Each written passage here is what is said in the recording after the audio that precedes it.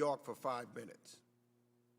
Mr. Secretary, one of my colleagues claimed earlier in this hearing that the last administration's agreement with the Taliban was unconditional. That was false. In fact, you, sir, actually started to outline some of those conditions and you were stopped.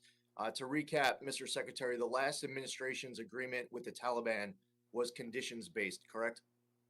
The conditions that you refer to included a commitment not to allow Afghanistan to harbor outwardly directed terrorists.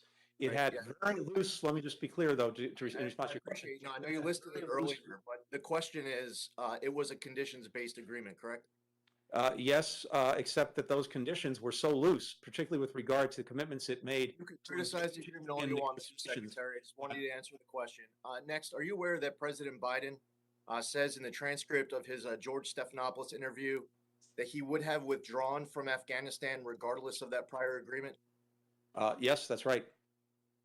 Okay. But not necessarily in the time, place, and manner that we did, which was imposed upon us by that agreement. On July 8th, as Congressman Issa referred to earlier in this hearing, President Biden said, quote, "The likelihood that there's going to be the Taliban overrunning everything and owning the whole country is highly unlikely." That is a very different prediction than what the U.S. intelligence community actually was saying. Mr. Secretary, where did the president get the highly unlikely intelligence estimate from? As the intelligence community has actually said, including in the days leading up to the Taliban takeover, they were not, and no one was predicting the rapid collapse of the government and the security forces throughout the year. Throughout the year, the intelligence community looked at a range of scenarios, worst case to best case, about the durability, resilience of the government security forces. In the springtime, it was anticipated. The question is, where did the president get highly unlikely from? Again, based on what the intelligence community was saying and the military. The chairman of the Joint Chiefs has said that no one anticipated that the government or the security forces would collapse in 11 days. Nothing he suggested. Mr. Secretary.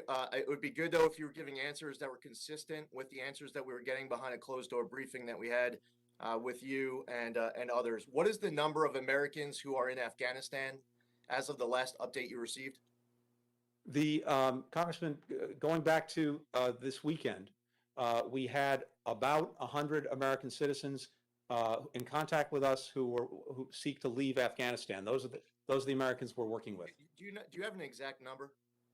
I can't give you an exact number. We were talking about this a little bit earlier. It's really a snapshot at any given moment, because what happens is. I asked you as of the last update you received. Yeah, as of the last update, it was about 100. Okay, how many green card holders? Green card holders is something that we don't track directly. So what we've done is we've solicited people, if they are green card holders, to let us know. I think the best estimates are that there's several thousand green card holders in Afghanistan. How many SIV applicants? SIV applicants, those are numbers that we're working on right now as people come out of Afghanistan, some of them in the United States already, others at these transit points. We're collecting all of that information. The overwhelming majority of Afghans who've come out are Afghans who are at risk in one way or another. Some of them will be SIVs, applicants. Others will be people who are eligible for refugee visas. Still others will be at risk in some fashion. We are putting all those numbers together, and we should have that in the next couple of weeks. Yeah, I mean, this was fatally flawed, poorly executed. We had the loss of U.S. service members as a result. We should not have been operating off of an arbitrary July 31st deadline. Instead, what we should have done was tell the Taliban that we are going to leave Afghanistan when we're done bringing every last American home, not operating off of some arbitrary date. We shouldn't have collapsed Bagram when we did. We shouldn't have been relying on the Taliban to provide security at the airport. We shouldn't have been allowing billions of dollars worth of U.S. weapons and equipment to get turned over to Afghanistan. The administration should not have been lying and misleading the American public, like when the White House press secretary is standing out there to the press and to the American public and saying that Americans aren't stranded, even though we all know that they are. And I'm concerned that this administration, with incompetency, is exposing a vulnerability that other countries, like we see North Korea now testing long-range missiles. We see Iran enhancing uranium enrichment. What happens when China and Russia and Hamas and Hezbollah and Al-Qaeda and the Taliban, they continue to press forward because we have an administration that doesn't know how to confront an adversary, understanding that they do not respect weakness, they only respect strength.